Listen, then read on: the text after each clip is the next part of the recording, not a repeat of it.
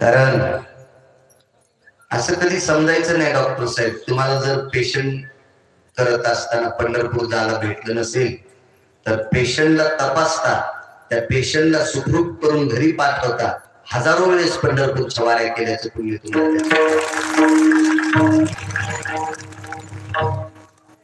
एखादे गुरुजी असतील त्यांनी विद्यार्थ्यांना शिकवलं, रामेश्वर दादा 1 कोटी पंढरपूरच्या वाऱ्या केल्याचं पुण्य त्या शिक्षकांना प्राप्त होते. तो विद्यार्थ्यांना न शिकवता जर पंढरपूरला जात असेल तर पंढरपुरातला मालक त्याला मानित नाही. तुमचं पंढरपूर सांगू माझ्या, जिच्या कपाळावर कुंकू तिनं मालकाला 2 वेळेला त्याची काय सुख सोय असेल ती हजारो पंढरपुरातल्या वाऱ्या केल्याचे पुण्य प्राप्त होते. तुम्ही मालकाची सेवा करत असताना जर कुसराई करत असताल आणि महाराजाला काजू टाकून दूध देत असताल, काशीबाई ज्या भागात त्या भागात दुष्काळ पडत ते कामाचं नाही. तुम्ही महाराजांच्या किती पाया पडतात त्याच्यापेक्षा नवऱ्याच्या किती पाया पडतात हे मला सांगा. 100-200 महाराजाची वांगे चिरून जरी तुम्ही खाल्ले भाजी करून तरी काय पुण्य नाही. तिला मालकच तिचं देव आहे. तुमचं पंढरपूर त्याच्यात आहे. 35च्या आतल्यांना सांगतो, आई वडिलांचं दर्शन घेणं हजारो कीर्तन ऐकल्याचं पुण्य प्राप्त होईल. जो आई वडिलाला मानित नसेल आणि महाराजांच्या पिशव्या उचलीत असेल तो 1 नंबरचा हरामखोर आहे. विठाला विठाल.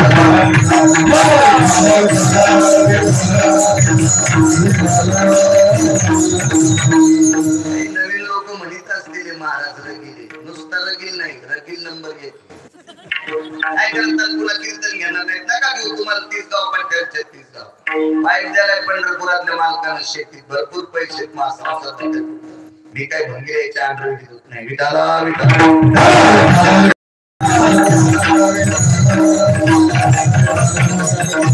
झोपडे लोक मरणार खात कामाचे नाही. महादेवाला बेल किती वाहती आणि पांडुरंगाला मंजुळा किती वाहती, त्याच्यापेक्षा घरातल्या लोकांना किती नीट बोलत ते सांग. पोतभर बेल महादेवाच्या पिंडीवर वाहिला असतो आणि 1 पोतभर मंजुळा पांडुरंगाला वाहल्या आणि सासू सासऱ्याला भाकर देत नाही. 1 नंबरची चुडेली, 1 नंबरची भूती, 1 नंबरची. येथे नाही खोटा चालत परिहार, जानसी अंतर पांडुरंगा. इथे नाही खोटं चालत, बरीच हे ढोंगी लोकांना इथं किंमत नाही. विद्यार्थ्यांची सेवा घेतली. एक सात्विक सदाचारी एक पावन व्यक्तिमत्व जगन्नाथ गुरुजी. दक्षिणेच्या मालकाचा निरोप आला आणि जावं लागलं. त्यांचं प्रथम पुण्यस्मरण, त्यांचे सुपुत्र वैद्यकीय क्षेत्रातले एक नाविन्यपूर्ण रत्न आदरणीय डॉक्टर जगन्नाथ जाधव, दोघांच्या नावात नाव घातलाय.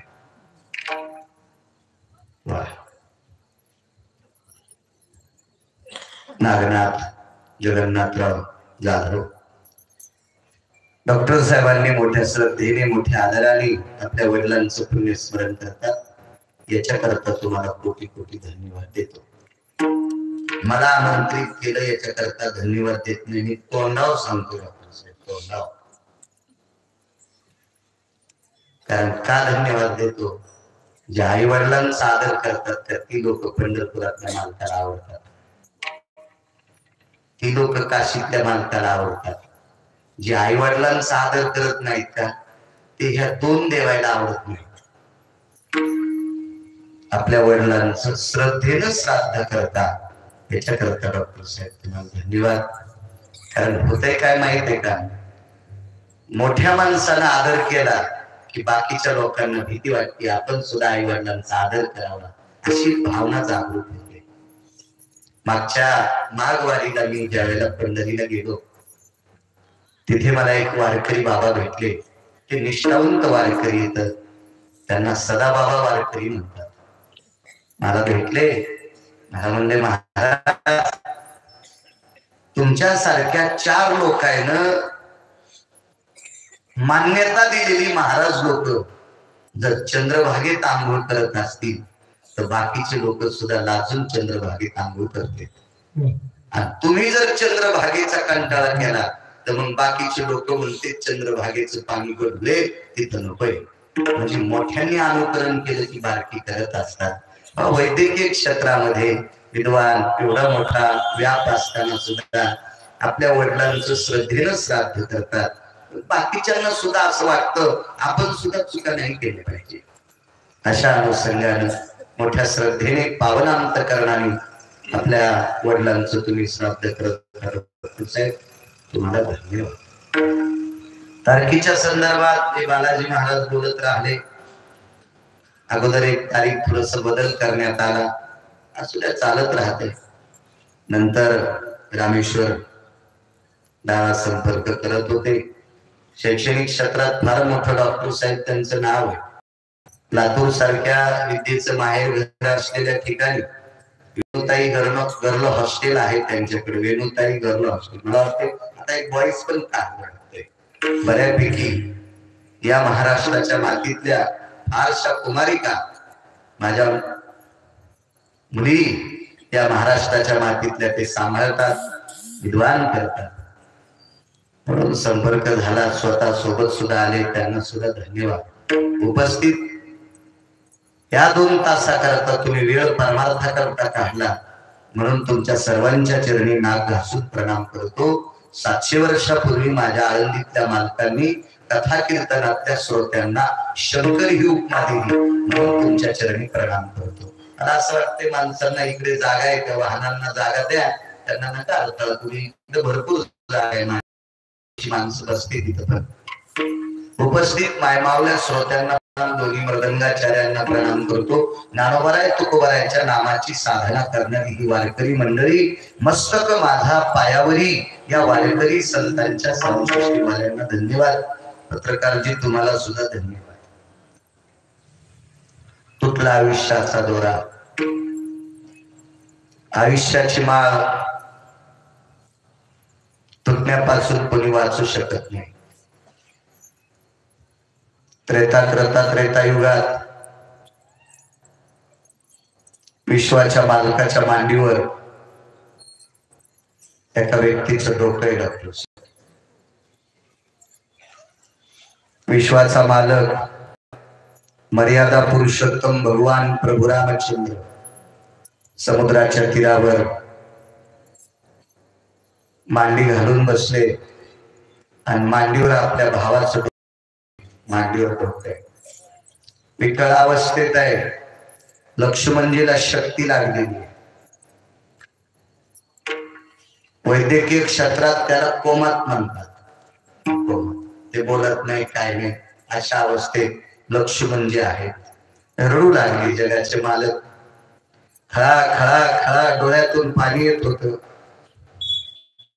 बऱ्यापैकी वानर पाहत होती. आपण ज्या ब्रह्मा त्याच्यापैकी एक वानर उठले आणि एका वानराने मारुतीरायाच्या जवळ आले. मारुतीरायाला सांगितलं, पवन सुता जी मालक रडतात रे. मारुतीरायाने सांगितलं, गेल्या 10-15 मिनिटापासून पाहतो, तर मी काय करू रे, काय करू काय करू. पुष्पदंत, यतिदंत, साक्षीदंत, भयदंत, कीर्तिदंत, अश्वदंत, मगध, मगधाश्व, मगप्रिया ही वानरांची नाव होती. रामायणात 5 नाही बरं, दुसऱ्या पुराणात 5. रामायण पाहिल्याच्या नंतर पुन्हा म्हणतात हे रामायणात नाही म्हणून गिरगावकरांना कुठे गौसच्या पाट्या दुसरं वाचायचं. आपल्याकडे फार पुराण आहे, खूप पुराण आहे, खूप पुराण आहे, खूप ग्रंथ संपत आहे. पुष्पदंत नावाचं वानर मारुतीरायाला सांगितलं, पवन सुता तुम्ही आसूर पुसू शकता मालकाची. मारुतीराय वाकत वाकत प्रभू रामचंद्राच्या जवळ गेले, दुरून प्रणाम केला, विचारलं प्रभू रडत बसण्यापेक्षा प्रयत्न करा, बघा काहीतरी प्रयत्न करा, प्रयत्न करा. तेवढ्या अवकाशात रावणाचा भाऊ, श्रीमंत रावणाचा सख्खा भाऊ, ज्याचं नाव होतं विभीषण, त्या काळात एक नंबरचा भजन्या, विभीषणासारखं भजन लंकेत कोणी केलं नाही. कारण मारुतीरायाला माहित होतं विभीषण किती भजन करत होते. कारण मारुतीरायांनी पूर्ण लंका जाळली, पण विभीषणाचं घर जाळता आलं नाही.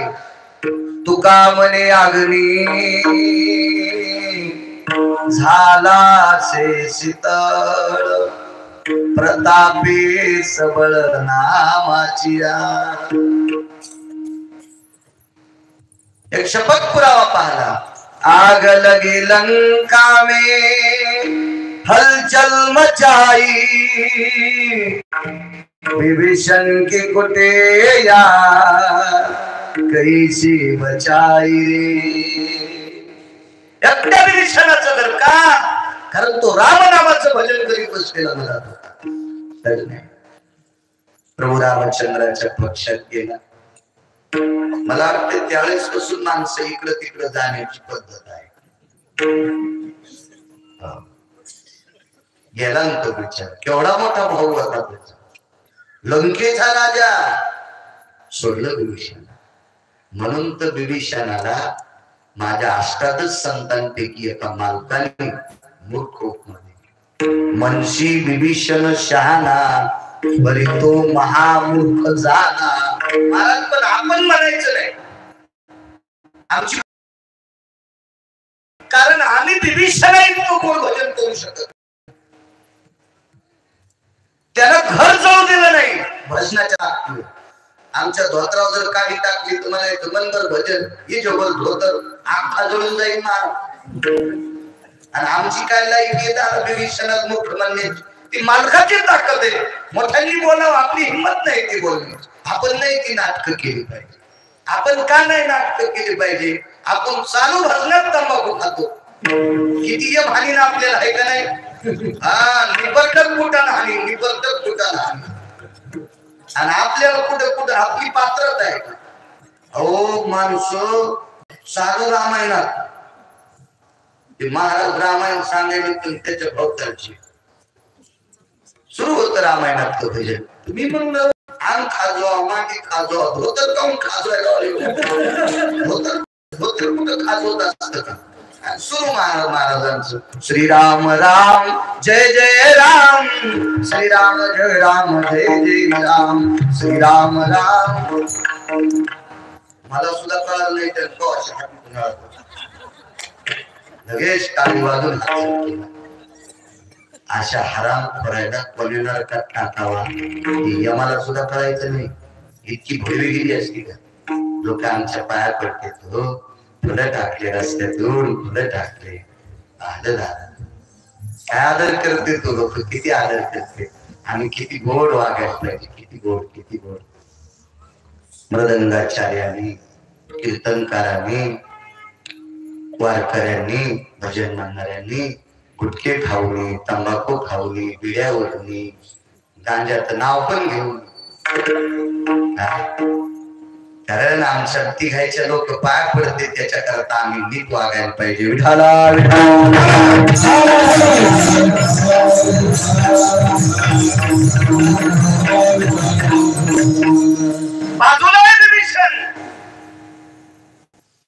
आवाज सुग्रीवा. किष्किंधेचे राजा सुग्रीव होते. मान खाली घातली, जी प्रभू, जी जी जी प्रभू. विभीषण आहेत, बोलो. मारुतीरायाने विभीषणाला हात जोडले. राजन, रावण मरायच्या आधी राजा उपमा दिली. मोठ्यांचे शब्द कुठे नसते. तो राजन, तुमच्या नगरीत एखादे वैद्य आहेत का? वैद्य आहेत का? आहेत. मग लक्ष्मणजीला शक्तीचा घात झालाय, शक्ती प्रघात झालाय. या वेदनेतून शमन करण्यासाठी आपण लंकेतल्या डॉक्टरांना वैद्यांना घेऊन येऊ. पूर्वीच्या काळात वैद्य शब्द होता, आजही तुम्हाला वैद्यकीय क्षेत्रच म्हणतात. डॉक्टर हे इंग्रजी नाव म्हणतात आहे म्हणे. पण विभीषण खिन्न आहे. तुटला आयुष्याचा दोरा याचा खिन्न आहे विभीषण. मारुतीरायाने विचारलं, लंकेश वैद्य आहे म्हणता, डॉक्टर आहे म्हणता, पण खिन्न का? ते डॉक्टर आमच्या मोठ्या दादाला विचारल्याशिवाय कोणाला तपासित नाही. विभीषणाचं काय खोटं? मारुतीराय म्हणले लक्ष्मणजीला राहण्या मालकाला नाही म्हणले, यांचं आमच्या दादाचं तर कट्टर भांडण. रामप्रभूचं रावणाचं कट्टर भांडण कसा तपासू दे? मारुतीरायाने सांगितलं काय काळजी करू नका, घर सांगता का? माझ्या घराच्या बाजूला अमक्या अमक्या क्रमांकाचं घर. केलं उड्डाण टाकलं. गाडीची गरज आहे का? पेट्रोल पंप उघडा पाहायचा, ब्रेकर पाहायचे का? खड्डे पाहायचे.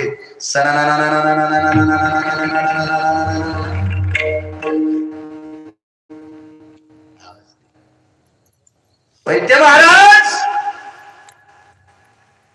दारू घड्या असं पाहिलं तर मारुती आपण पवन सुत लावून घेतलं काय? मंडळीनं सांगितलं काय? आपलं काय खरं नाही. आपल्या लंकेच्या राजाच्या दाढी मिशा जन झाल्या का? ते आले. आपल्या मालकाच्या दाढी मिशा जन झाल्या का? ते आले. बाई हुशार होते. बाईनं सांगितलं, मालक रावणाच्या दाढी मिशा जाळायला न भेटणार वानर तुम्ही किती जरी दरोजा लावला तर 56 दरोजे पडायची ताकद त्याच्या शेपटीच्या गोड्यातली. त्याच्यामुळे तुम्ही काय न घातला ते म्हणजे सगळं कळतंय ग. पण मी आता मला माहिती आहे लक्ष्मणजीला शक्ती लागली आणि औषधी मला माहिती आहे. मी जाऊ शकतो, काम पुण्याचं आहे, पण हे पेटून देतात मला. डॉक्टरचं काय दोष नव्हता, रावण त्याला सगळं पेटून द्यायला ते रगील होतं ना, ते रगील होतं. आणि मोठ्या लोकांपुढे गरीबाचं काय चालतंय? आजही बघा ना तुम्ही, काल कोणताही असेल चालत नसतं. धनवंता लागी सर्व मान्यता आहे. किंमत असते मोठ्या माणूस. प्रणाम केला माफ करा येऊ शकत नाही. मारुती वाऱ्याला शक्तीचा गळा घातला. दिवशी वाळत पाया सोडत वाळ. खिडकीतून पाहिलं मंडळीनं. त्यांना काही पाहू नकोस, लंकेतून घरच उचलल्या. आता सोप्यावर बस तू, नाही तर पडशील इकडं तिकडं. बस सोप्यावर मोठ्या ट्रेन बस. दोघं चहा पेत बसले होते. कसे चहा पेते हो? मारुती आल्या छान. विभीषणाने प्रभू रामचंद्राला सांगितलं, सुषेण नावाच्या वैद्याचं घर आणलंय. प्रभू रामचंद्र मारुतीरायाच्या हातावर घर होत. आवाज दिला, लंकेश राजे महाराज. विभीषण जवळ आले आणि विभीषणाने आवाज दिला, सुषेण महाराज. वैद्याचं नाव सुषेण होत. ओ सुषेण महाराज. विभीषणाचा आवाज ओळखल्याबरोबर आनंद वाटला. पण ते म्हणले, दमान या घर लय उचे, बरेच दिवशी खाली पडतात. दारू घडल्याबरोबर हजारो फूट मारुतीरायांना साला आधी झालं आणि देवळीतलं बाबा खाली टेकल्या. लोकांनी खाली टेकलं. तपासा विषय. मारुतीरायाचं दर्शन घेतलं. डॉक्टर साहेबांना सांगितलं, तपासायला काय हरकत नाही, पण आम्ही वापस गेलो की रावण आम्हाला पेटून देतोय. मारुतीरायाने सांगितलं, तुम्ही वापस गेल्यावर पेटून देईल, पण आत्ता कुठे दोन तुम्हाला. असं नाही म्हणले मारुतीराय. इकडे गावचा बाळू रगिले जरा या आगाऊ बोलू तुला काही. मारुतीला आहे ना अभय दिलं. तुम्ही लंकेत गेल्या रावण पेटीनं, रावण मरुस तर लंकेत जाऊ देत. मोठ्या लोकांची ताकदच मोठी असते. मग वैद्यराजांनी सांगितलं औषधीचे नाव माहिती आहेत पण माझ्या मेडिकल मध्ये औषध नाही. खरंच सुशेन नावाच्या डॉक्टरच्या मेडिकल मध्ये ते औषध नव्हते. मग ते मेडिकल होतं द्रोणागिरी पर्वतावर. द्रोणागिरी पर्वताचं अगोदरच नाव सांगता येईल का आपल्याला? किती रामायण ऐकले, किती भागवत, किती प्रवचन, किती कीर्तन ऐकले, किती महाराज कुठल्या सुधरात तुम्ही मला गोळी घालाय. तुमचं काम कसं झालं? चोर पंक्चर, दुकानात नेल्यावर पंक्चर घेऊ सगळं आणि घरापुढे गाडी लावल्यावर हवा राहील. असं काम नाही सांगता येणार तुम्हाला, नाही का? मग मी तरी कुठं गुर्त घेतलंय विठाला विठाला.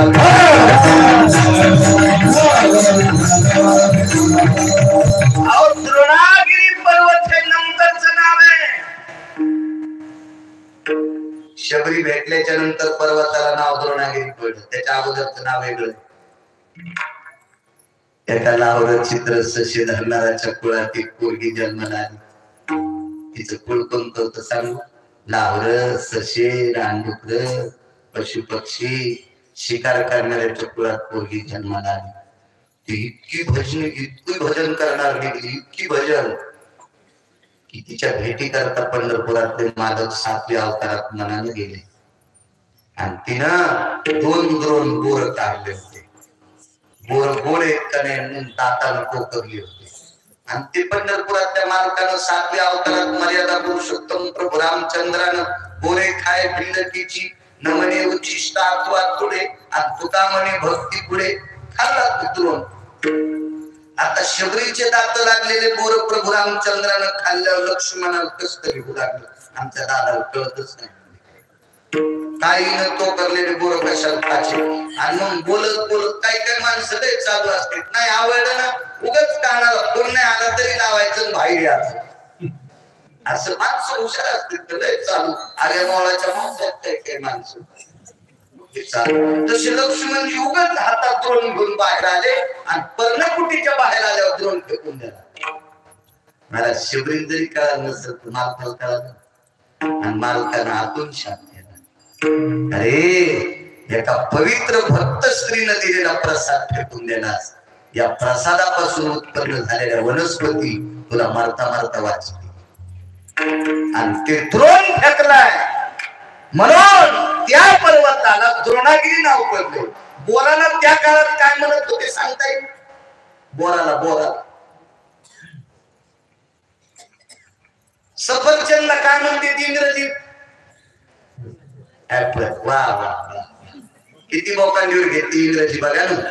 तुमचं मानकार मोडू नये म्हणजे बरे. इंग्रजी शिकू नका असं मी म्हणत नाही, शिका. मला असं वाटतंय एका माणसाला 1000 लुगडे वाटले बाजारात दुसऱ्याच्या बायकाला आणि बायकोला साडीत नाही घेतली. आधी बायकोला साडी घ्यावा म्हणून लोकांच्या बायकाला वाटावं. सगळ्या भाषा शिकावा पण आधी आपली शिकावा. माझा मराठाची बोलतो अमृताती पैजा जिंकी ऐशी अक्षरी रशिकी मिळवी. इंग्रजी बोलत आहेत. बँकेत एक बाई भेटली म्हणलं काय चाललं आजी? काय नाही महाराज फार बिझी. दुसरीने विचारलं काय? काय नाही इतकं पोरांनी टेन्शन दिलंय. म्हणजे बिझी टेन्शन इंग्रजीत शब्द आहे आणि दोघीनं पैसे उचलायला अंगठे दिले.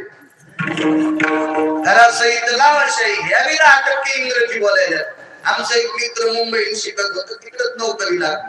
मी 7वी शिकलो ते जरा पुढे शिकलो. त्या नोकरी लागली 72,000 पगार. दिवाळीला आलं मला इंग्रजीत बोलायचं. Good morning, good evening, good night. मला काही इंग्रजी कळत नव्हतं.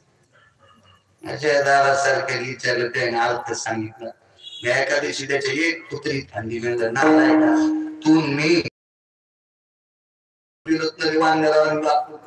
एका रानात खाल्ली आणि तुला गावाकडे आल्या आपल्या भाषेत बोलायला काय इंग्रजीत बोलत तुला 72,000 पगार आहे. 71,000ची महिन्यात दे तू. त्या 1000 रुपये खात्यावर काढता येत नाही म्हणून खावं लागते, नाही तर ते का चांगला ठेवत होता का? इतका नाद आहे तुझ्यासारखी ऋषीतली अवतार झोपीन मला इंग्रजीत बोलतो रे बघिर्या. आपलं सांगायला पाहिजे. बोलाला शास्त्राच्या भाषेमध्ये बद्रीफळ म्हणतात. बद्रीफळ दोन्ही पुराणात आलं. श्रीमद भागवतात राजा परीक्षितीच्या प्रसंगामध्ये बोराला बद्रीफळ म्हणतात. हा प्रसंग आला. तुमचं कामच असं असतं ते काही घेणं नाही तर चोर सारखं हळूहळू आवाजाती कीर्तनकारांनी सगळं सांगितलेलं निघून गेलं. हे तुम्ही असे म्हणूनच आमच्या लोकांचं चाललं. तुम्ही जर कीर्तन भागवत रामायण शिवपुराण जर पाठ केले ना तर आमच्या लोकांना मुंबईला जावं लागेल इटा उचलायला. विठाला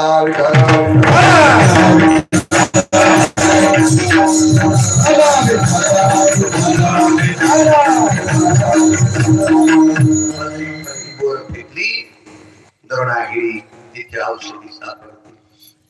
मारुतीरायने सांगितलं मी घेऊन येतो. सुशेन नावाच्या डॉक्टर वैद्यांनी सांगितलं डॉक्टर साहेब सूर्योदयाच्या अगोदर आले पाहिजे. सर्वांना ज्ञात आहे. मारुतीरायने पर्वतांना औषधी काढल्या. सुशेन नावाच्या वैद्यांनी राम नामानं त्या औषधी घोळल्या आणि राम नामाच्या श्रद्धेनं त्या औषधी लक्ष्मणजीला समर्पित केल्या आणि लक्ष्मणजी झोपेतून उठावा असे उठले.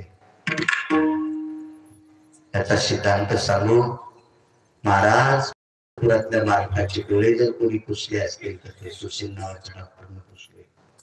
सुशील नावाच्या डॉक्टरने पुसले. मारुतीरायनं सुशील नावाच्या वैद्याला कडकडाटून मिठी मारली. दादा माझ्या मालकाचे प्राण वाचलेस. सूर्योदय झाल्याच्या नंतर लक्ष्मण वाचणार नव्हते आणि लक्ष्मणजी जर वाचले नसते तर प्रभू रामचंद्र वापस जात नव्हते. दादा जात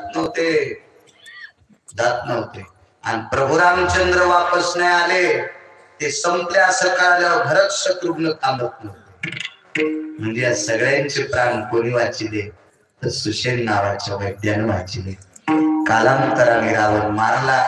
विभीषणाला राज्य दिलं आणि सुशेन नावाच्या वैद्याला जहागिरी देऊन टाकली आणि प्रभू अयोध्येमध्ये परत गेले.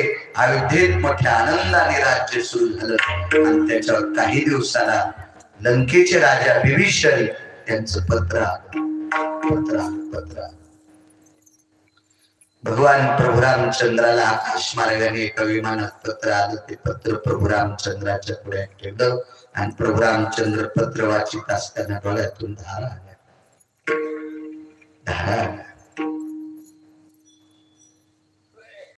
सीताई साहेब जवळ आल्या. विचारलं प्रभू का रडता?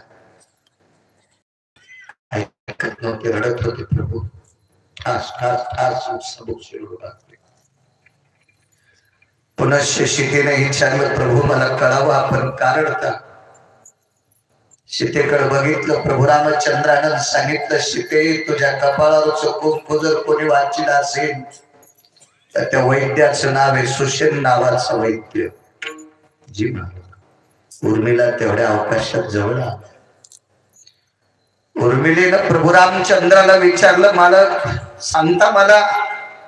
प्रभू सांगता काय झालंय?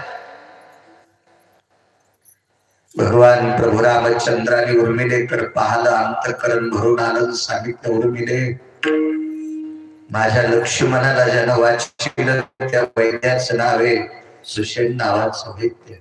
रडता का प्रभू? तो गेला घर. डॉक्टर साहेब सुशेन नावाचे वैद्य इहलोकातली यात्रा सोडली. आलेल्या विमानामध्ये प्रभू रामचंद्र त्या विमानात बसले. समुद्राच्या तीरावर विमान उतरलं. लोक जमा झालेली होती. एक वरी भोगावती आणि एक पाताळात भोगावती. दोन भोगावती. सुग्रीवाला एका विमानात बसवलं. त्याच्यासोबत दोन निशाचर होते. ते फार सात्विक निशाचर होते. ते निशाचर म्हणजे विभीषणाचे अंगरक्षक होते. ते माळकरी होते म्हणून स्वर्गात जायची लायकी होती त्यांची. स्वर्गात पाठविलं आणि इंद्राला सांगितलं भोगावती नावाच्या गंगेचं पाणी पाहिजे. इंद्रानं सांगितलं भोगावती नावाच्या गंगेचं पाणी, आणि मृत्यू लोकातल्या लोकांना त्या दोन त्याच्या पार्षदांनी सांगितलं, अंगरक्षकांनी सांगितलं आम्ही पाणी नेण्याच्या लायकीचे नाही, पण हे तांब्याला बसता का कोणाचा हात लागले नाही. तो प्रभू रामचंद्राचा स्पर्श होता त्या तांब्याला. इंद्रानं स्वतः भोगावतीमध्ये तो तांब्या बुडवला, ती घागर बुडवली आणि भोगावती नावाच्या गंगेचं पाणी या दोन निशाचरांकडे दिलं आणि ते पाणी खाली आणलं. विश्वाच्या मालकाने सुशेन नावाच्या वैद्याला भोगावती नावाच्या गंगेच्या पाण्यानं स्नान घातलं, आदरांजली दिली, फुलं अंगावर टाकले आणि ते विधी झाला. दृष्टांत संपला. महाराज पृथ्वी ज्याच्या डोक्यावर त्याला शेष म्हणतात, या शेषाला जर प्राणदान कोणी दिला असेल तर सुशेन नावाचा वैद्य. पंढरपुरातल्या मालकाचे डोळे जर कोणी पुसले असतील तर त्याचं नाव आहे सुशेन नावाचं वैद्य.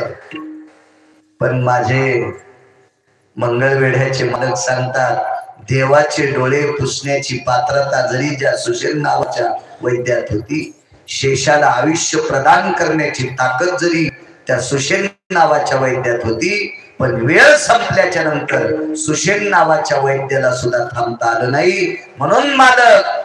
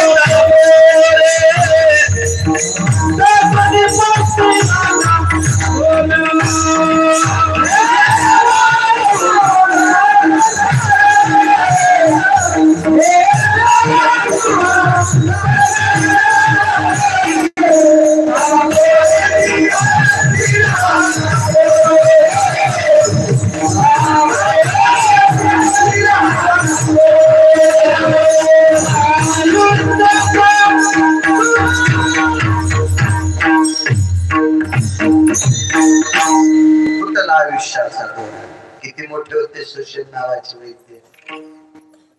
आपल्याला निमुटपणे सहन करावं लागेल. जगन्नाथ गुरुजी हे लोकांची यात्रा संपली, तुमच्या आमच्यात कुठे सुशेन वैद्य. आध्यात्मिक क्षेत्रातल्या लोकांना एक चपरात गेली. आमच्या लोकांना आपण टाळ वाजून भजन करतो, श्रुती म्हणजे विणा वाजून भजन करतो, भगवान शिवजींना आरक्षित केलेलं वाद्य पखवाज वाजून भजन करतो, चिपळी वाजून भजन करतो. असे करतो. एका व्यक्तीनं ढोल वाजून भजन केलं. ढोल ढोल ढोलकी म्हणत नाही आम्ही, वाक्य जरा नीट लक्षात ठेवलं. ढोल ढोल आणि ढोल हे वाद्य वारकरी संप्रदायाने जास्त जरी नाही पण थोडं आपलं केलं. ढोल ढमामे गरजती बा सकाळच्या ह्याच्यात बघा तुम्ही बघा. कारण काय होते, वारकरी संप्रदायातल्या वक्त्याने आधारा वाचून बोलले म्हणजे गाईचं मांस खाल्ले आपला. आधारा वाचून काय सांगसी कहाणी. आधार असल्याशिवाय बोलायचं नाही. ढोल ढमा हे ढोल वाजून भजन करणारा व्यक्ती कोल्हाट्याच्या कुळातला होता. डॉक्टर साहेब वारकरी संप्रदायाला जातीचा संबंध नाही. इथं फक्त चांगलं वागणाऱ्याला किंमत आहे। या संप्रदायात चांगलं वागणाऱ्या सगळ्याच लोकांना घेतलं। कबीर मोमीन लतीफा मुसलमान सेना नावी जान विष्णुदास। सज्जन नावाचा एक खातिक होता, इमानदार खातिक होता, इमानदार। त्याच्या इमानदारीचा फायदा घेऊन लोक त्याला फसित होते लोक। मग पंढरपुरातल्या मालकाच्या लक्षात आलं, इमानदार खाटक्याला फसवायले रे, रुपये देत होते आणि त्याच्या दुप्पट मास मिळत होते। एकादशीच्या दिवशी सांगायला तर पंढरपुरातल्या मालकाने विचार केला, या इमानदार खाटक्याला जर ह्या नालायक लोकांनी फसिलं तर हा इमानदार खातिक महाराष्ट्रातला भारतातला, मग करावं काय? त्याच्या तराजूतलं मापच झाले पंढरपुरातले मालक। नालायक जितके पैसे देतील तितकंच वजन होतं पंढरपुरातल्या मालकाचं। म्हणून सज्जन कसाया इकू लागे मास, असं तराजू धुवून इकत नव्हता। त्याचा अर्थ असा आहे, कधी कधी वाजीचा आणि म्हणताना चांगलं घुळून घुळून वाजी काय डबल डबल वाजले म्हणता येत नाही। मग आम्ही विठाला विठाला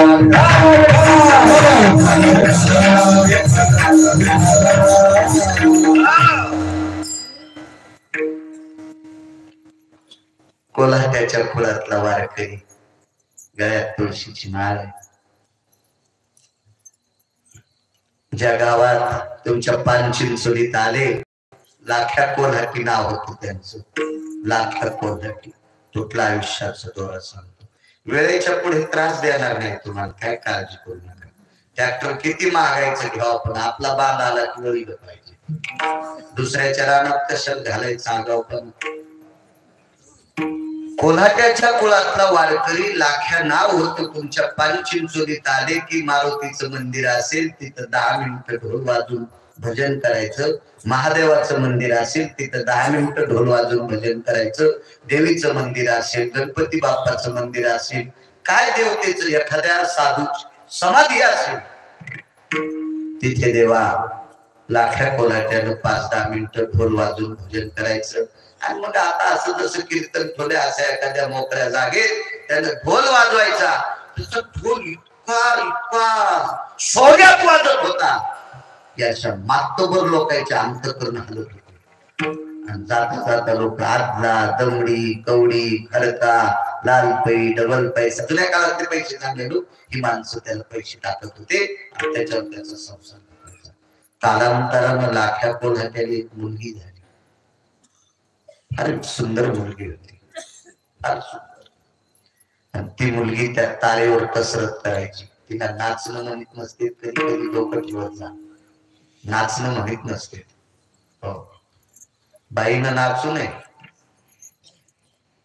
माफी मागून सांगतोय, बाईनं नाचू नये।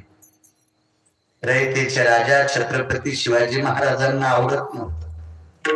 बायकांना भजन करताना नाचण्याचा अधिकार आहे, पण तुम्ही तुमच्यात पाहिजे, हे नसायला पाहिजे तुमच्यात। हे तुमच्यात असले आणि तुम्ही नृत्य केलं, यांनी पाहिलं की तुमच्यासाठी वाईट आणि यांच्यासाठी वाईट, त्याला पदन्यास म्हणते। स्त्रीने पुरुषादेखता पदन्यास करू नये। एका बाईनं सांगितलं आम्ही आनंद का घ्यावा, आणि याच्यात आनंद लपला माणसात नाचण्यात, याच्यात जर तुला आनंदच घ्यायचा असेल तर देवाची साधना कर आणि देवाला म्हणा मला पुढच्या जन्मामध्ये नृत्यांगना कर, तरी न देतो तितकं पुण्य असणार। मग एका भागाला खराब करून टाक नाचून, विठाला विठाला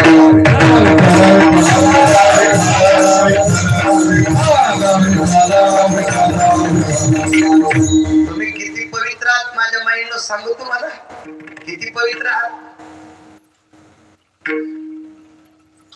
म्हणून तुम्ही पुरुषादेखता नाचायचं नाही। अल्लाहुद्दीन माहिती नाव ऐकून, तुमच्यातली एक पद्मावती नावाची स्त्री होऊन गेली।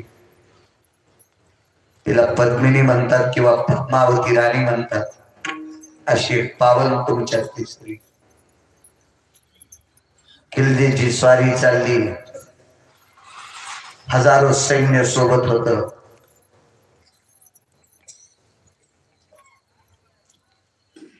त्याच्या गुमास्त्यानं सांगितलं पद्मावती या वाड्यात राहते.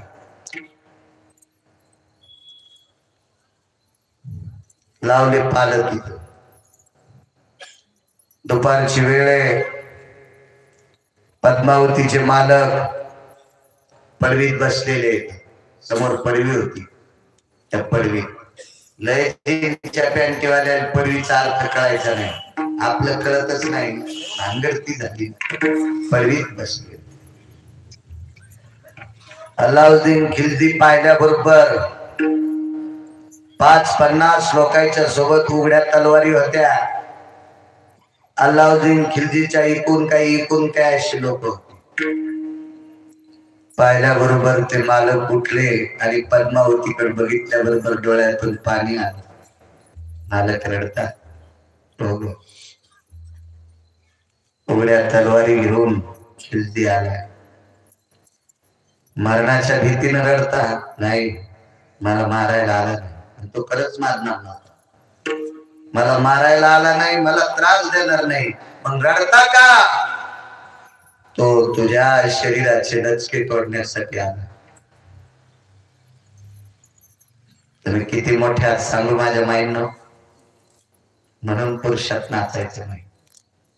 म्हणून किती मोठ्या. ऐका चरित्र तिचं. ऐका. डॉक्टर साहेब काळ दारात उभा आहे. काळ दारात उभा आहे आणि ज्याच्या नावाचं कुंकू लावते तो रडत आहे. महाराज तितक्या परिस्थितीत नवऱ्याचं दर्शन घेतलं आणि पदराच्या कोपऱ्याने आपल्या पतीचे डोळे पुसले. मालक रडू नका. किती जरी खो खो करीत आला असेल पण या विश्वातल्या एकाही हरामखोराचा हात या शरीराला लागू देणार नाही. हे इतकं पवित्र शरीर आहे. तुम्ही किती पवित्र आहात. ऐका पुढे. मालकानं सांगितलं बाई तो फार वात्रट विचाराचा माणूस. तो किती राक्षसासारखा जरी असेल तर या शरीराला तो हात लावू शकत नाही. फक्त तुम्ही त्याला पडवीत थोडा वेळ थांबवा. त्याचा आदर करा. पडवीत आदर करा. मला 5-10 मिनिटं वेळ द्या. तितक्या वेळात चंद्र सूर्य येतोपर्यंत तुमच्या बायकोचं नाव निघाल. बाई होती. थांबवलं त्याला. वाऱ्याला दरवाजे 2 होते. मध्ये घुसायचा एक दरवाजा, राजे महाराजे यायचा, आणि मागचा दरवाजा त्याला परस दरवाजा म्हणतात. सरपंच आणायचा. पाठीमाग पाण्याचा आड होता. गाईचा गोठा होता. गाईचं वैरणचं वळही होती पलीकडे. कर्मनो गहनो गती प्रारब्ध इतकं गोड होत. त्या वर्षी आड आटलेला होता. आडात पाणी म्हणतो. मालकाचं दर्शन घेतलं. गाईच्या गोठ्यात गेली. गाईला प्रणाम केला आणि त्या गौ मातेची शेपटी स्वतःच्या कपाळाला लावली. गाईला सांगितलं बाई आज संध्याकाळची भाकरी देण्यासाठी मालकासाठी मी नसेल. आज संध्याकाळची नवऱ्याला भाकरी देण्यासाठी मी नसेल. पण एका पतिव्रतेची तुला मागणी आहे. आजपासून दूध शिल्लक देत जाय. आजपासून दूध शिल्लक देत जाय. जेणेकरून त्या दुधाने माझ्या मालकाचा उदरनिर्वाह होईल. किती पवित्र आहात तुम्ही. थोडस सरपण त्या कोरड्यागिरीत टाकून दिलं. पडवीत बसलेला खिल्जी पान सुपारी घेत होता. त्याला माहित होतं या घरचा सत्कार घेऊन या स्त्रीची विटंबना मी करणार आहे. तेवढ्या अवकाशात मालकाला थोडस अलीकडे बोलवलं आणि पुन्हा प्रणाम केला. मालक येते बर का. अरे पद्मावती तू पळून जाणार? 1000 सैन्य येतात, पहाडात लपलेला उंदीर सापडायची ताकद त्यांच्यात आहे, तू कुठे लपणार? मालक मी अशा जागेवर लपणार की तिथे लपलेली व्यक्ती आतापर्यंत विश्वातल्या कोण्याच व्यक्तीला सापडलेली नाही. मला तुमचा आशीर्वाद असा. डोक्यावर हात ठेवला, रडू आलं. फार पवित्र शरीर आहे ग तुझं, फार पवित्र शरीर आहे. तर माझ्या 18 मालकांपैकी एका मालकाचा अभंग होता. ते काय सांगावं नवऱ्याला? सर्प माथा मणी, सर्पाच्या माथ्यावरचा मणी विध्वंसिल्या प्राण हाताने. सर्पाच्या माथ्यावरचा मणी सर्प मरेपर्यंत कोणाला घेऊ देत नाही. पतिव्रतेची स्थल विध्वंसिल्या प्राण हातात. मालक वारकरी संप्रदायातल्या आधारीव संतांनी लिहिलेला बंद आहे. सर्पाच्या माथ्यावरचा मणी आणि पतिव्रतेचं शरीर आरामखोराच्या तावडीत पडत नसते. विहिरीत काडी टाकली, ढंढ लागली पेटला आणि पद्मावती नावाच्या राणीनं जोहार करून घेतलं. जोहार. इतक्या पवित्र राज्यातल्या तुम्ही आहात, इतक्या पवित्र राज्यातल्या तुम्ही, इतक्या पवित्र राज्यात, म्हणून तुम्ही खूप सांभाळायचं. माझ्या वारकरी संप्रदायात केवढी दखल घेतली तुमची. राज्य, राणी व संपत्ती, या देशाची संपत्ती काय असेल डॉक्टर साहेब? त्या देशाची स्त्री, ज्यांचं आपण पुण्यस्मरण करतो, जगन्नाथरावांचं, ते सुद्धा या महाराष्ट्रातल्या एका पवित्र स्त्रीच्या पोटी जन्माला आले. आपल्या वडिलांचं जेवढं आदरानं श्राद्ध करतात, ते आदरणीय नागनाथराव डॉक्टर साहेब सुद्धा याच महाराष्ट्रातल्या मातीतल्या स्त्रीच्या पोटी जन्माला आले. रयतेचे राजा छत्रपती शिवाजी महाराज याच देशातल्या स्त्रीच्या पोटी जन्माला आले. महाराणा प्रताप याच देशातल्या स्त्रीच्या पोटी जन्माला आले. किती लोक सांगायचे तुम्हाला, किती किती. या देशातली 12 ज्योतिर्लिंग 6 पातशाहीपैकी एका पातशाहीने पाडली. मोडलेली ज्योतिर्लिंग पुन्हा दुरुस्त केली, मंदिर पुन्हा दुरुस्त केली. ती स्त्री देव तुमच्यातल्याच एका माऊलीच्या पोटी जन्माला आली.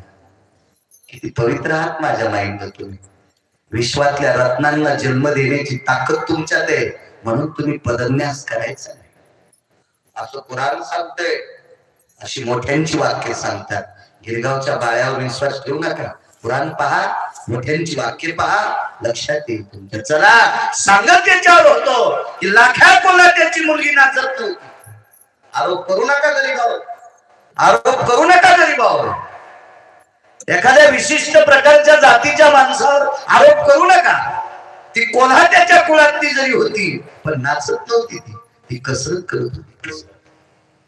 आजही बघा, कुठेतरी जोर लावलेला असतो, एक विशिष्ट प्रकारचं एक देशाचं गाणं लावलेलं असते आणि त्या गाण्याच्या तालावर नाचत नाही. अजून लक्षात ठेवा, नाचणे म्हणजे पदन्यास. ती पायदळी चालवती, ती रिंगावर चालते, ती ताटावर चालते, ती डोक्यावर दिवा घेऊन चालते, डोक्यावर कळशी घेऊन चालते. याचा अर्थ ती कसरत करते. अशी सुंदर लाख्या कोल्हाट्याची मुलगी आहे. कुठला आयुष्याचा दौरा सांगतो, एवढा पुरावा ऐका.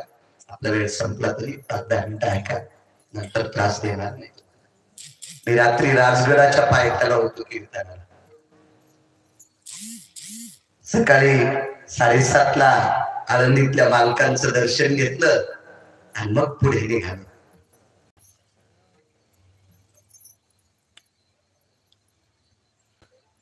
मृतवरी त्या तारेवरच चित्त थरारक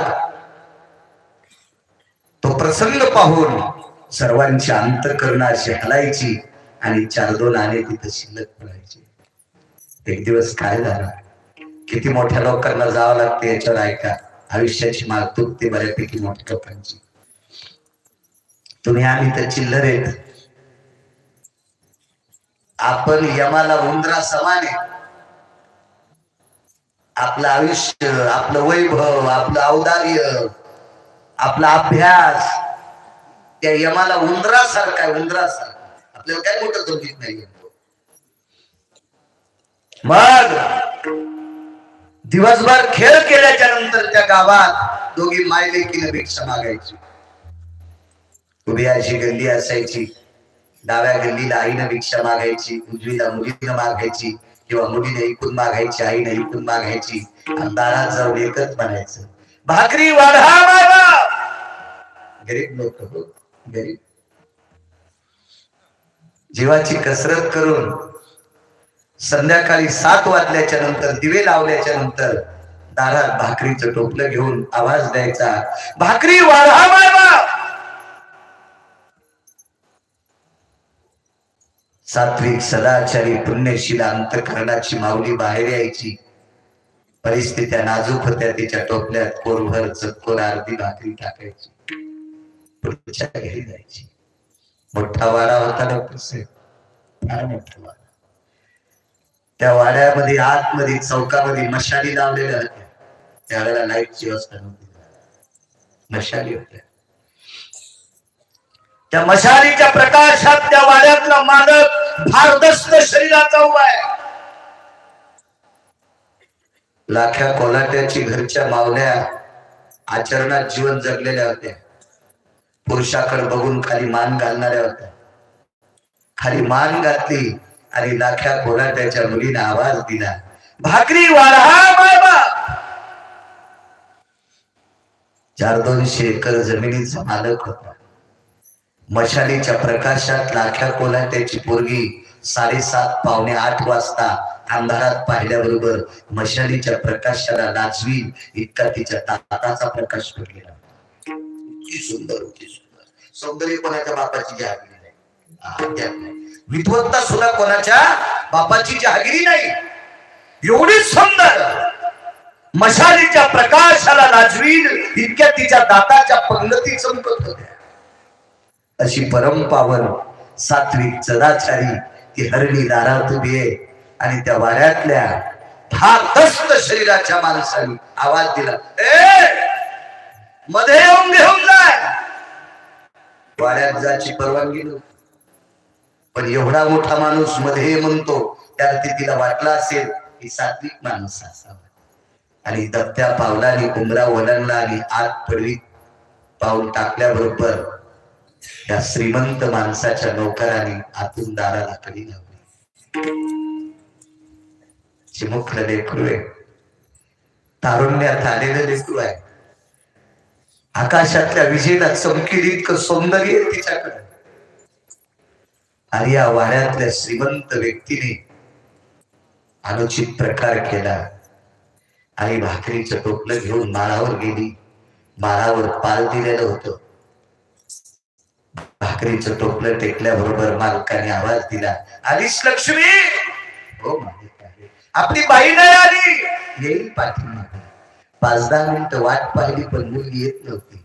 म्हणून लाख्या कोल्हाट्यानं पाहिलं चांदणीकडं. आकाशातली चांदणी सरकलेली होती, म्हणजे रात्रीचे 9 वाजलेले होते. आणि 9 वाजता काठीला भाला लावला आणि काठी आपटिली. डोंगरावरून खाली गावाकडे जाणार एवढा वेळ मुलगी कशी थांबली. म्हणून लाख्या कोल्हाटी पालाच्या बाहेर पडणार. तेवढ्या अवकाशात पालाच्या पुढे भाकरीचं टोपलं घेतलंय. हातातल्या बांगड्याचा आवाज आला, आलीस बाई? जी बाबा आले. बारीकशी मशाल होती. मशालीवर तेल टाकलं. मशाल पालात होती. पाल म्हणजे रावटी पालात होती. तिच्या प्रकाशात मुलगी दिसत होती. पण आज मुलीचा चेहरा काळवंडलेला पाहिला. बापानं सांगितलं, भाई 1 तास उशीर झाला तू. बाई माझ्या लेकराला मी भिक्षा मागायला लावतो, उद्यापासून तू भाकरी मागायला जाऊ नको. ये मायात मध्ये ये. काय लाख्या कोलाटी होता माहिती? लाख्या कोल्हाट्याला ही पोरगी झाली तेव्हा ही पानात झोळणीत झोपलेली होती. झोळणी होती, कपड्याची बांधलेली झोळणी. गरीबाला कशाची पाणी आहे, झोळणी होती. आणि त्या झोळणीत पोरगी झोपलेली. आणि पोरीची माय पालाच्या पुढे भाकरी करीत होती. आणि वाघीण जणली. आणि वाघिणीला शिकारी करता काय नाही. आणि त्या वाघिणीच्या लक्षात आलं या झोळणीतलं लेकरू खावा, म्हणून पालावर मागून उडी मारली. तर मांडी खाली खाला घेऊन भाकरी करीत होती.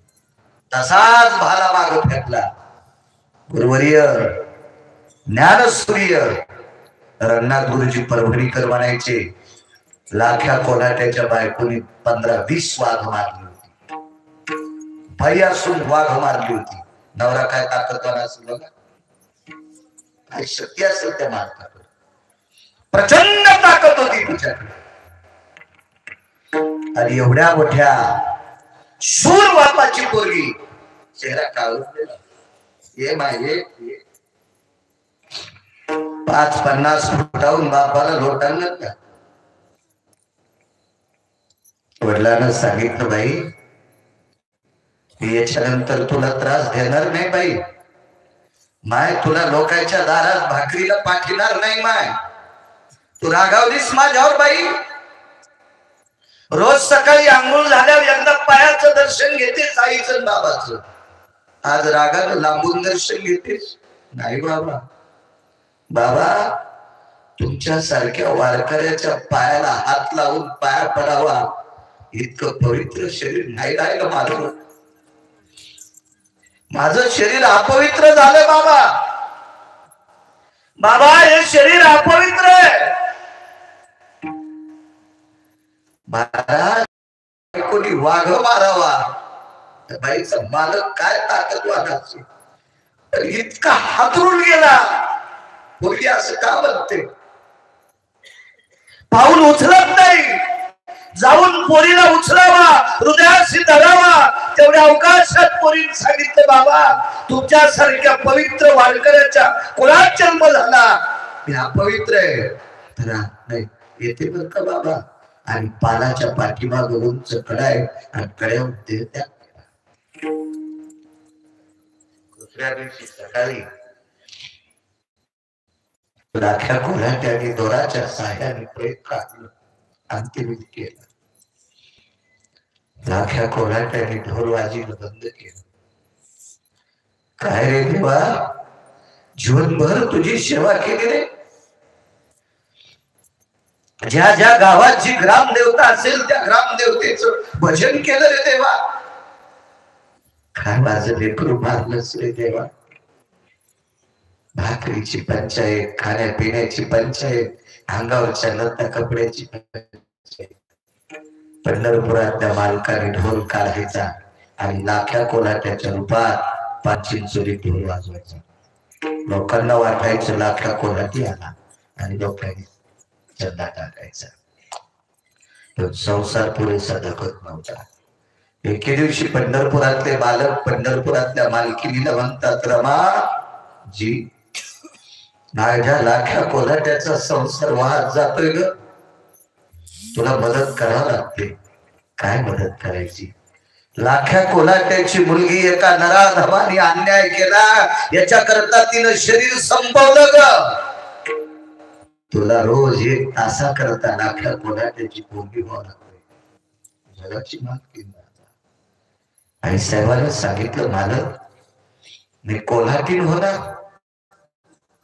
अरे बाबा, लक्ष्मी रुक्मिणी मी असेल तर तुला कोल्हाटीन. आणि जगाच्या मालकीनं लाख्या कोल्हाट्याच्या मुलीचं रूप घ्यायचं आणि तारेवर कसरत करायची. बांधलेलं पुढे लाख्या कोल्हाट्याच्या पर्णकुटीत झोपी टाकून द्यायचं, पानात टाकून द्यायचं. लाख्या कोल्हाट्याला एक व्यक्ती बोलला, चांगला ढोल वाजवतोस लाख्या. लाख्यानं सांगितलं, मायबाप पोटचा गोळा ज्या दिवशी गेला त्या दिवसपासून ढोलावर टिपरू नाही मारलो. काय बोलतो, अरे मीच सकाळी 4 आणे टाकले, तू नव्हते त्या काळात 4. जुना काळ. लाख्या कोल्हाट्याच्या लक्षात आलं कोण वाजत असेल. लाख्या कोल्हाटी जोड घेऊनच बसला. झोप लागली. देवानं काढून घेतला, पण टिपरे मांडी खाली होते. टिपरे वरता वरता लाख्याला हात लागला. कोण? गजा झटकीत होता. अहो त्याला चांगल्या चांगल्याला मारले. लाख्या कोल्हाट्याची काय कथा, पण लाख्या कोल्हाट्याकडे भक्तीची ताकद होती म्हणून हात निष्ठत नव्हता. धरीला पंढरीचा चोर, गळा बांधून आलो, हृदय बंदी खाना घेणार. आता विठ्ठल कशाची ताकद आहे? भक्तीची. सावता बाबाने हृदयात ठेवला, कशाची ताकद आहे? भक्तीची. होय भक्ती केला व्यवसाय, पूर्वी धरावी ती इच्छा. आणि 5-4 मिनिटानं लाख्या कोल्हाट्यानं हात सोडत नाही. एका हातानं ज्याचा हात धरलाय त्याच्या पायाला दर्शन घेतलं. समोरच्या व्यक्तीने विचारलं, हात सोडित नाही, पाया पडतो. याच्या करता पाया पडायलो. रागानं ज्याचा हात धरला त्याचा हात टिपरे मोडल्यासारखाच आतापर्यंत मोडले. पण इतकं दाबून तुमचा हात मोडत नाही त्या अर्थी तुम्ही माणूस नाही, म्हणून पाया पडतो. रूपच प्रगट केलं, रूप प्रगट केलं. तेव्हा तुम्ही भूल तुम्ही वाजिता, हो कपाळ भरून घेतलं. काय देवा, लाख्या कोल्हाट्याचा भूल तुटी. अरे देवा, हे सगळं तुम्ही टाकता, मी एकटा करत नाही. लक्ष्मी आईसाहेब हजर झाले. लाख्या कोल्हाट्याचे डोळे पुसले, सांगितलं, बाळा हे लाख्या, काय माझ्या मालकाचं भजन केलंच रे, म्हणून तुझा संसार मातीत जाऊ नये म्हणून तुझ्या पोरीच्या रूपात तारावरती कसरत केली. जगाची मालकीन तारेवर कसरत करत होती. जगाचा पाप भक्तासाठी ढोल वाजत होता. पण लाख्या कोल्हाट्याने एक प्रश्न विचारला, देवा माझ्यासारख्या कोल्हाट्याच्या कुळातल्या वारकऱ्यासाठी तू ढोल वाजविलास? माझ्यासारख्या कोल्हाट्याच्या कुळातल्या वारकऱ्यासाठी जगाच्या मालकीनीला कोल्हाटीन करून तारेवर फिरवलंस? एवढं जर तुला करता येत होत, पोरगी का मरू दिलीस रे? पोरगी का मरू दिली? महाराज काही बोलता आलं नाही. साखरेचा हे महाराज, ऊसाची साखर करणारे कारखाने जगात खूप आहेत, पण एकदा साखर गुळ ऊसाचा तयार झाला की गुळाची आणि साखरेचा पुन्हा ऊस तयार करता येत नाही. साखरेचा हे ऊस. विटेवरच्या मालकानं सांगितलं, जोपर्यंत आयुष्य होतं तोपर्यंत ती जगली. महाराज, जगाच्या मालकीने तिचं रूप घ्यावा, जगाच्या मालकानं तिच्या बापाचं रूप घेऊन तिच्या घरातल्या संसारातल्या लोकांची पूर्तता करावी, इतका देव खाली येतो. पण मरण नाही टाळताय.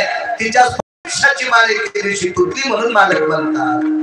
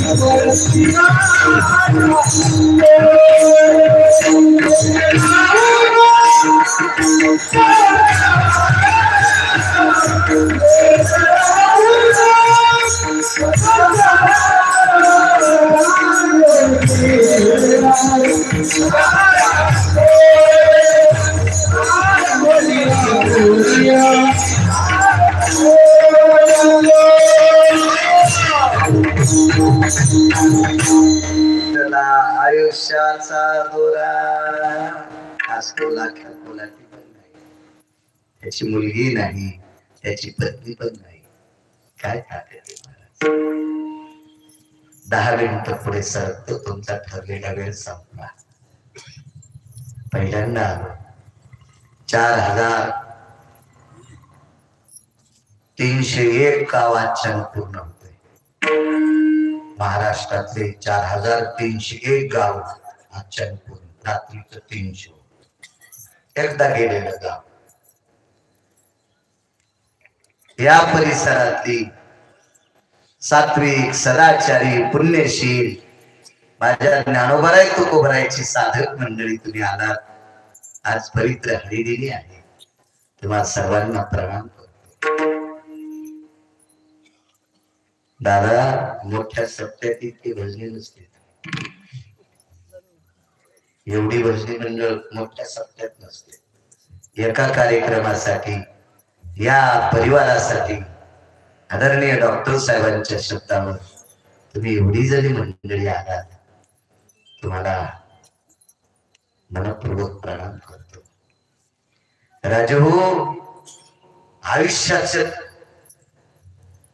बॉन्ड संपला की नाही?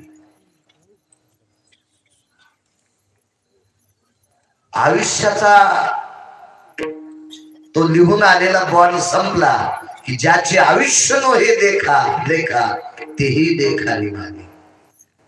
किंवा येऊनिया काळ बैसला शिवसा झाकी तोशी कैसा डोळे आता. किंवा जन्मले ते बाळ त्याची वाट पाहे काळ. पैठणमध्ये मालक सांगतात काळ त्याची वाट पाहतो. डॉक्टर साहेब असं कितीतरी वेळेस तुम्ही पाहला असं, बाळ वाचलं आई गेली, आई वाचली बाळ गेलं. नाही करता येत आपल्यात काही. आयुष्य संपलं काय त्या लेकराचं पाप असतो ते का निष्पाप आहे? त्यानं का कोणाला आईला शिवी दिली का बापाला शिवी दिली का बाळपण करणाऱ्या डॉक्टरला शिवी दिली का सोबत जाणाऱ्या लोकांना शिवी दिली? निष्पाप आहे. पण आयुष्य नाही ना, नाही थांबताय, नाही थांबताय. किती मोठा असू द्या, किती मोठा. जगाचा मालक अभिमन्यूचा सख्खा मामा. वृक्षाचे पान आले ज्याची सत्ता राहिली अहंता मग कोठे. एक सोपा पुरावा सांगू का? तुम्ही माझ्याकडे बघता, मी तुमच्याकडे बघतो. देखवी ऐकवी एक नारायण दयाचे भजन चुकवू नका. ही सगळी दळणवळण क्रिया चालू ठेवतो तो जगाचा मालक. ज्याच्यावरली त्याची कृपा संपली की त्याला भीतीला टेकून बसावं लागते. नाही त्याला भिंतीला टेकून बसावं लागते. एवढी मोठी व्याप्ती महाराज. विश्वाच्या मालकाची कृपा संपली की त्याला त्याच्या मनाला बसता येत नाही. मग तो कुण्याही क्षेत्रातला असो, कुण्याही क्षेत्रातला. महाराज विश्व ज्याच्या ताब्यात आहे तो जगाचा बाप अभिमन्यूचा सख्खा मामा आहे. बाप कोणी माहिती? अभिमन्यूच्या वडिलासारखं भजन नाही केलं कोणी. आपण तोंडानं भजन करू. अर्जुन तोंडानं भजन करतच होते, पण अर्जुन झोपी गेल्यावर अर्जुनाची रोम कृष्ण कृष्ण म्हणत होते. हो महाराज, आपण परिस्थिती फाकल्यावर देवाचं नाव घेतो, बरं चालल्यावर मग डायरीच्या पुढून पैसे ठेवतो. इतकी भरगिरी येत आपण. हो, आणि परिस्थिती खराब झाली की मग देव देव करतो. आपलं काम कसं झालंय, कणिक तळाला गेली मग मजुरीची हवा आली. जवळ कणिक भरलेली आहे का तर तंबाखूसाठी टोपलं भर गहू, सुपारीसाठी टोपलं भर ज्वारी, हो चुन्याच्या डबीसाठी टोपलं भर गहू, आणि बुडाला गेल्या मग धू धू खाऊ. कणिक खातो का सुमऱ्या? आपलं काम असं असतंय. लय म्हणजे पैसे येतो रक्कल भजन करायची, तळताना खाली तळताना खाती तळताना, आणि सगळं वाचल्या मग गेली करून मग कुठं तळता येतं तिला. आपलं असं काम आहे. महाराज आपण परिस्थिती हलवल्या भजन करतो. चांगल्या कामात आपण भजन करतोय. पैसे डायरीच्या पुढून पाचवी वस्तू आहे का? अहो डायरीच्या पुढून पैसे ठेवणं म्हणजे भिकारचं लक्ष नाही. पैसे झाकलेले असावा आणि या देशाची स्त्री सर्व अंग कपडे घातलेले असावा. या दोन गोष्टी पवित्र सांगितल्या देशात. बाईन अंग झाकून कपडे घातले पाहिजे. मर्यादा आहे आपल्याकडे संस्कृतीची, मर्यादा आहे. तुम्ही आम्ही परिस्थिती फाटल्यावर भजन करतो. अहो पांडवांची परिस्थिती फाटल्यावर बी भजन केलं आणि राज्यावर असताना सुद्धा भजन केलं. वनवासात भजन केलं. पाहती पांडव अखंड वनवासी, बरी त्या देवासी आळविती किंवा आठविती. वनवासात भजन, एवढं भजन की ज्याच्या अंगावरचे रोग कृष्ण कृष्ण म्हणायचे. असं महाराज भगवान शिवशंकरांनी अर्जुनाची पाठ केली. पाठ. शाबास रे अर्जुना, वा वा वा अर्जुना, शाबास. शिवजीने अर्जुनाची पाठ टाकतात. इतके अर्जुन महाराज पंढरपुरातला मालक तयाला झाला. हा कोपे तरी निवांत सारे, हा ऋषे तरी बुझावी तर जाय. नवल पिस लागलं होतं अर्जुनाचं, नवल पिस. अर्जुनासारखा बाप आहे आणि पंढरपुरातल्या मालकासारखा मामा आहे. केवढा मामा? पंढरपुरातला मालक अभिमन्यूचा सखा मामा आहे. अर्जुन पिता आहे. महाराज धर्मराजासारखा काका आहे. कोणाला म्हणतात धर्म? ज्याच्या रथाची चाकं घासू नये त्याच्याकरता पृथ्वी धर्माच्या रथावर प्रेम करीत होती. सत्यवादी धर्मराजासारखा काका आहे. ज्यानं पाया दिल्यावर 2.5 किलोमीटर मध्ये झाड उभं राहत नाही असा पुरुषार्थाने परिपूर्ण भीम नावाचा काका आहे. काय वैभवात असतो पण याही अभिमन्यूची चक्रव्यूहामध्ये विश्वाचार्यांनी वेद केला आणि हाही अभिमन्यू चक्रव्यूहात त्याची मार तुटला. आयुष्याचा अभिमन्यू सुद्धा तुमच्या काय करताय? कोण करणं? कोणाला म्हणायचं करणं? महाभारतातला मानवी युद्धातला मानवी शुभ जर कोण असेल तर करणं, मानवी शुभ करणं. महाभारतात एकदाही खोट न बोलणारा फक्त कर्ण. धर्म एकदा खोट बोलले. वदविले मुखे नारायणे धर्मा, अंगुष्ट त्या कर्मासाठी गेला.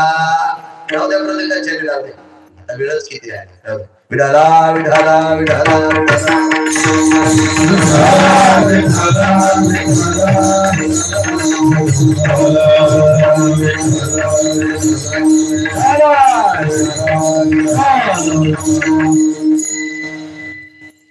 केवढा मोठा कर्म.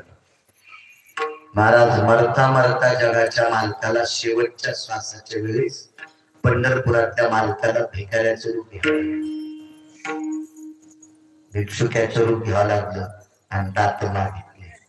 कर्ण भिडता समरांगणी, बाणे व्यापियेला रणी, मागशी काढोनी धोनी दात तयाचे. काय महाराज, विश्वाच्या मालकाला हात पसरावा लागला कर्णाच्या पुढं. शेवटी दात मागताना त्याच्या पाठीमाग हात पसरावा लागला कवच कुंडल मागताना. इतका कर्ण पण त्याही कर्णाला काय कर्णाच्या जीवनात बायको भेटली होती? काय सांगता येईल कर्णाच्या बायकोचं नाव? तुम्हाला सांगता येईल एखादी? नाही ना. किती भागवत ऐकले असे तंबाखू. हिचं नाव होतं वृषाली. वारकरी डॉक्टर आहेत त्याच्यामुळे त्यांना माहितच राहणार. वारकरी वृषाली होती. वृषाली माझ्या माईनो किती नवऱ्यावर प्रेम. नवऱ्याने लग्नात एक भेट दिली. ती भेट आमची नाही, खापर दिल तर खापर. कर्णाची वृषालीची भेट झाली पाणी प्याच्या निमित्ताने. आणि एवढ्या पुरुषार्थ व्यक्तीला पाणी देताना लाज वाटली. हात चळचळ कापला, हातातलं गाडगं खाली पडलं. पण आपल्यावर प्रेम करणारी स्त्री लग्न तिच्यासोबत केलं आणि ते खापर सांभाळून ठेवलं आणि लग्नात ते खापर भेट देऊन टाकलं. ते खापर अग्निपुरी टाकेपर्यंत एका वस्त्रात बांधून ठेवलं. त्या वस्त्राचं नाव सांगता येईल का तुम्हाला? दुर्ग म्हणतात तुम्ही, पदर म्हणतात तुम्ही, नाही. त्या वस्त्राला अंचूक नावाचं वस्त्र म्हणतात. त्या वस्त्राचं नाव आहे अंचूक. अंचूक आपली भाषा शिकायचा प्रयत्न करायचा. अंचूक नावाच्या वस्त्रात आणि कर्णाचं पार्थिव जळत असताना उडी टाकली. अंचूक नावाचा कपडा खाली पडला. खापर सोडून हृदयाच्या विटेवरच्या मालकाने हृदयाला खापर लावलं. त्या खापरावर नाव होतं सौभाग्यवती वृषाली कर्ण. मला चंद्र सूर्य तोपर्यंत कुंकू पुसायची ताकद काय टाकलं. तर त्याही दोघांची माळ तुटली. तुटला आयुष्याचा दोरा. कितीतरी पुरावी पाहतो, कितीतरी पुरावे. काय लोक होऊन गेले या महाराष्ट्रात, काय पवित्र साधू होऊन गेले या भारत देशात, काय पवित्र राजे झाले या भारत देशात. काय राजे होते. रोगन नावाचा राजा, मयूरध्वज नावाचा राजा, मयूरध्वज भगवान शिवजी आले दारात. पंढरपुरातले मालक भगवान शिवशंकर मयूरध्वजाच्या दारात साधूच्या रूपात. भिक्षां देहि मयूरध्वजाची पत्नी दारात. काय देऊ महाराज? इच्छा भोजन पाहिजे.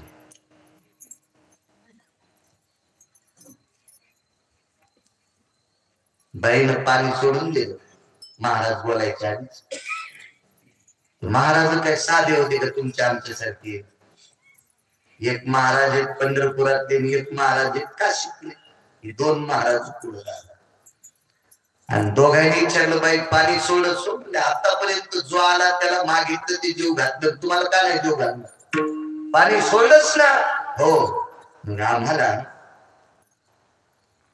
तुझ्या नवऱ्याचं मांस पाहिजे. मग हादार बघायचं,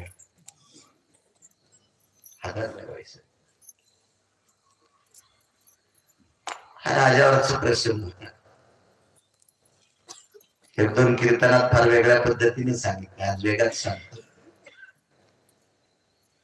तिनं वाद घातला. अर्धांग पतीचा आहे. पतीचा अर्धांग स्त्रीचा असते. अर्धांगी पार्वती सुमनाच्या माला किंवा इकडं वामांगी रखुमाई दिशे दिव्य शोभा. काय हरकत नाही म्हणजे एकीकडचं तापा. दोन रूप करवती काढीला डोळ्यातून पाणी येता काम नये. साधी परीक्षा असेल तर आपलं शरीर रांधा म्हणले. पाणी फिरवायच्या टायमाला पाणी ताटात फिरलं नाही, ताटात त्या मासाव सिंचन केल्याबरोबर राजा पुन्हा तेजस्वी, पुन्हा तेजस्वी. टाकू त्या दोन देवांची, पंढरीतले मालक आणि काशीतले मालक. कापलेल्या त्या मयूरध्वजाला पुन्हा जिवंत केलं. पण आता आहे का मयूरध्वज? नाही. कालांतरानं त्याच्या पण आयुष्याची माळ तुटली आणि जावं लागलं. तुटला आयुष्याचा पसरा. मोठ्या भावयुक्त अंतःकरणाने आजचं हे प्रथम पुण्यस्मरण स्वर्गीय जगन्नाथराव शामराव जाधव, जगन्नाथराव गुरुजी यांचं हे प्रथम पुण्यस्मरण आदरणीय डॉक्टर नागनाथराव यांनी मोठ्या श्रद्धेने आपल्या वडिलांचं पुण्यस्मरण केलं. डॉक्टर साहेबांना एक दिव्य तेजस्वी सुंदरशी कन्या आहे, एक पुत्र आहे. एक चांगल्या प्रतीच्या बुद्धीचं टोक असणारा पुत्र आहे. कारण मला असं वाटतं ज्या शाळेत घातलं त्या शाळेमध्ये मंत्र्याचा पण फोन घेत नाही. तिथं विद्यार्थ्याची बुद्धीची चौकशी केली जाते, त्याच्या विवेकाची चौकशी केली जाते, त्याच्या ज्ञानाची चौकशी केल्या जाते आणि मग त्याच्या ज्ञानाचा प्रकाश म्हणून त्या शाळेत त्याला स्वीकारलं जातं. एका चिमुकला मुलगा सुद्धा डॉक्टर साहेब तुमचा विद्वान आहे, ही गुरुजींचा आशीर्वाद आहे. महाराज इथे बसलेल्या सज्जनांना सांगतोय, ज्या त्या क्षेत्रात आपली आपत्ती झळकायची असतील तर त्यांना पूर्वजांचा आशीर्वाद लागतो, त्याच्याशिवाय होत नाही. एवढी गावं मी फिरली, मी अभ्यास फार केला, फार ग्रंथ वाचले. मला संत वाङ्मय वाचायचा जास्त नाद, आणि सर्वात जास्त वाचायचा नाद काय असेल तर पुराण. म्हणजे ही जी नावं सांगतो वानरांची, यांची ही फार फार पुराणातली, तर हा वाचायचा छंद आहे. म्हणून मी अभ्यासू झालो, मोठा झालो असं नाही. आमच्या घराण्यात एखादी सात्विक माऊली जन्माला आली असेल, एखादा निष्ठावंत वारकरी महात्मा जन्माला आला असेल, आणि कोणाला तांब्याभर पाणी वेळेला दिला असेल, म्हणून ते पुण्य माझ्या पाठीवर पडलं. आणि म्हणून मला महाराष्ट्रात फिरता येते, ही माझी ताकद नाही. तुका म्हणे पितृ आशीर्वाद देती आणि कल्याण इच्छिती तयार. महाराज मोठे बाबा म्हणायचे, पितृदेवांनी दिलेल्या आशीर्वादाने त्याच्या पुढच्या हयातीत कुटुंबातली लोक या विश्वाचे तारे म्हणून झळकतात. मरता मरता रानोबा नावाच्या वारकऱ्याने सुनाला आशीर्वाद दिला, बाई तर सासऱ्याची कंबर धुतली. वेळ संपलाय सांगत नाही, प्रसंग गोडे. म्हाताऱ्या सासऱ्याची कंबर सुनेन धुतली, पदरान कंबर पुसली, धोत्र बांधलं, आणि पोराली बाळा माझी मंडळी वारली, माझी आई वारली, माझी मुलगी लांब आहे बुलढाणा जिल्ह्यात, माझी कंबर धुताना बांगड्याचा आवाज आला. कोण होतं? सून मागून होती. कंबर धुताना तुमच्या सुनबाई बोलून घेतलं आणि हात हातात घेतला, सांगितलं, बाई सासऱ्याची कंबर धुताना तुला लाज वाटली नाही? सुनबाई सांगितलं, मामांजी तुमची कंबर धुताना मी तुम्हाला सासरा म्हणत नाही, मी तुम्हाला बाप समजित होते. आणि बाप समजून सासऱ्याची कंबर धुतली. टोळे भरून आले. सुनाचा हात हातात घेतला आणि वरच्या मालकाला सांगितलं, देवा जिनं सासऱ्याची कंबर धुताना लाज दिली, हिच्यावर संकट आलं तर तू पण लाजू नकोस, बरं तू पण लाजू नकोस. त्यानं 27 दिवस बाईची गुगे धुतले. चोखोबाची बहीण झाला सारंगर, बहिणी उघडा दार हाका मारी. बघा, सासऱ्याची सेवा केल्यामुळं 27 दिवस पंढरपुरातला मालक लुगडे धुत होता. पोरगबी असं जन्माला आलं, उपजताची कर्म मिळा आणि वाची विठ्ठल सावळा. झाल्या पोरग भोजन म्हणत होतं. वंशातले लोक आशीर्वाद देत असतात. म्हणून गुरुजी शरीरानं जरी गेले असतील तरी पितृगयेतून आशीर्वादाच्या रूपाने डॉक्टर साहेब तुमच्या परिवारावर कायमस्वरूपी त्यांच्या आशीर्वादाची गरज राहो अशी पितृ लोकांच्या चरणी प्रार्थना करतो. या पवित्र देशातली स्त्री मातृगयेला जात असते आणि पुरुष हा पितृगयेला जात असतो. 2 ठिकाण सांगितले. मातृगया सिद्धपूरला आहे, सरस्वती नावाचं तीर्थ आहे तिथं. त्या तीर्थावर भगवान परशुरामाने आईचं श्राद्ध केलं, म्हणून त्या तीर्थाला मातृगया म्हणतात. इकडं पितृगया. आपल्या आईचे आजींचे श्राद्ध करण्याकरता आपल्या कुळातली एखादी माऊली गेली असेल तर ते पिंड तर्पण करण्यासाठी सिद्धपूरला जायचं. गुजरात मध्ये सिद्धपूर नावाचं गाव आहे, अहमदाबादहून बऱ्यापैकी अंतरावर आहे. तिथं सरस्वती नावाचं तीर्थ आहे, गंगा आहे, आणि तिथे मातृतीर्थ परशुरामांनी स्थापित केलं. तिथं पवित्र स्त्री या देशातली जात असते आणि पुरुष पितृतीर्थावर जात असतो. ज्याला पितृगया म्हणतात की मातृगया. अशा अधिष्ठानातून गोड आशीर्वाद मिळो. 1 मिनिटाची आदरांजली देतो आणि पूर्णविराम करतो. निधियाम निधिपती सकल यशुधियं छंद काल भय सकल योजन जायंती यक्षति किन्नर गंधर्वालो लोकपाल भय दिक्पालो जालु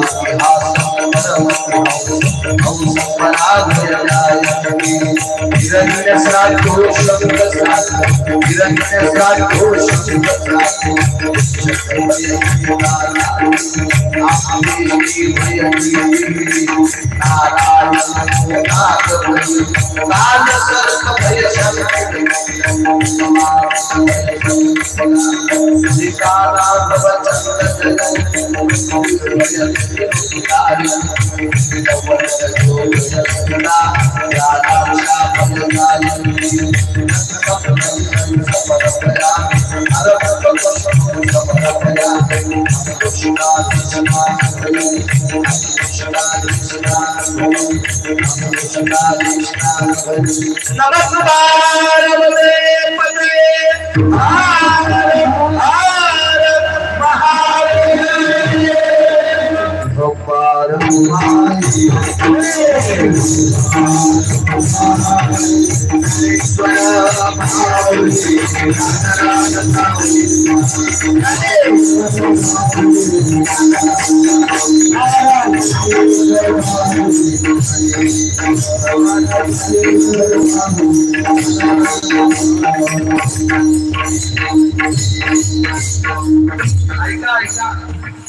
उभे राहिलेली माणसं उभे तर राहिले पण जाऊ नका. मोजक्या